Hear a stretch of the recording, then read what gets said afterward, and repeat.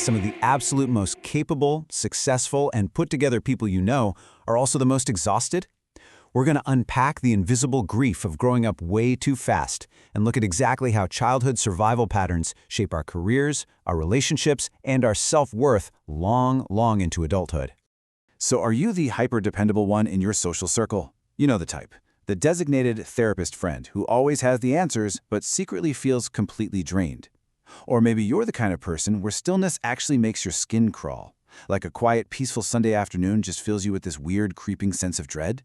If any of this hits home for you, you might be carrying the weight of a childhood where you had to grow up long before you were actually ready. And these aren't just quirky personality traits, right? They are the exhausting, rapid-fire symptoms of an achiever mask you've basically been wearing just to survive. Take hyper-independence, for example. That's not just about being capable. It's a refusal of help because relying on others feels fundamentally unsafe. You might push people away or suddenly feel totally numb during what should be these incredibly happy moments, mostly because joy feels unfamiliar or even dangerous. You struggle to rest because in your mind, producing and fixing are the only ways you've ever felt worthy of taking up space. But here is the real trap. When dysfunction is normalized super early in your life, your nervous system actually accepts chaos as its baseline. I mean, think about that for a second. If you grow up in a constantly shifting, emotionally volatile environment, your brain literally wired itself to expect that. So today, when things are calm, your body views stillness as wrong. Peace feels incredibly suspicious. You start believing that love is just a debt you have to repay through constant effort, completely unaware that you're stuck in survival mode. Because of this twisted baseline, you learn to perform. And honestly, you perform so well that a massive disconnect forms between what the world sees and what you actually feel. On the outside, there's the mask, right? You're the strong, mature, quiet achiever, the dependable protector, and the world praises you for it. Oh, you're so responsible. But they don't see the inside reality. Deep down, there's a scared, exhausted version of you harboring massive unmet needs. It's like a silently screaming inner child asking, why didn't anyone protect me? So let's move into part one, the origin of the mask and where the child actually disappears. To really understand this mask, we need to talk about what psychologists call parentification. Now, this isn't just some unhealthy family dynamic, it's a fundamental developmental rewiring.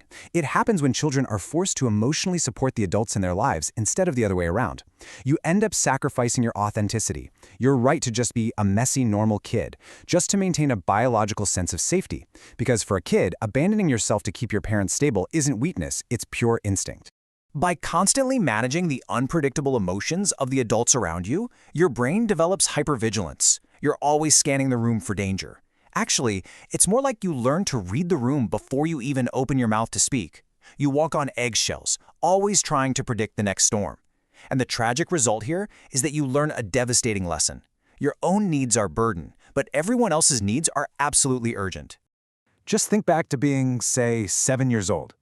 Imagine a child that age staring into the eyes of a parent who is falling apart, maybe from addiction, anger, or just a hollow silence. Without a single word being spoken, something ancient clicks in that 7-year-old's mind. If I don't hold everything together, no one will. That is the exact moment the child disappears. Not physically, obviously, but they start smiling more to keep the peace, they cry a whole lot less.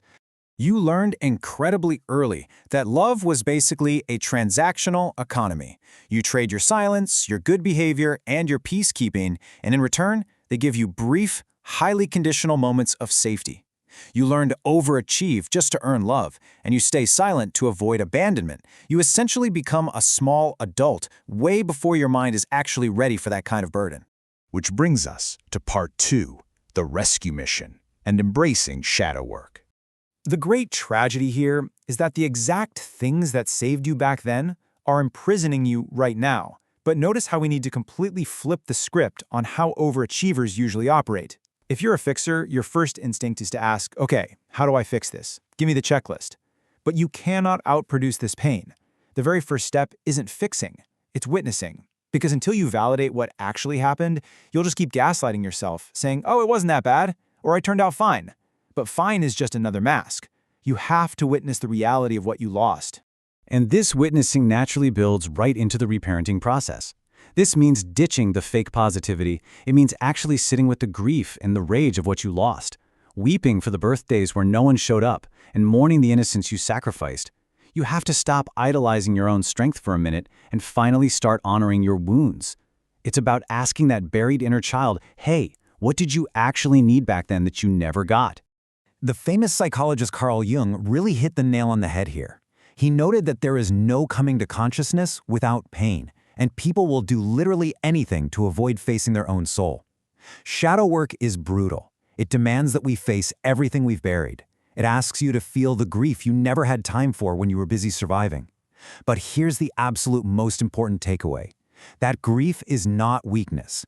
That grief is the exact proof that you are finally healing. By finally asking your inner child what they needed, like permission to just play, laugh, and rest, you slowly begin to give those things to yourself today.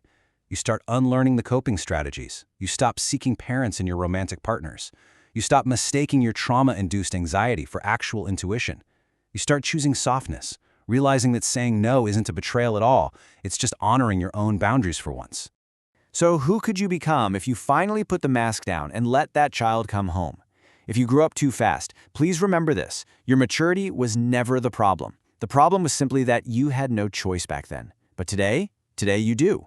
No one is coming to rescue the child you buried. You have to be the one to go back, take their hand, and say, you get to rest now.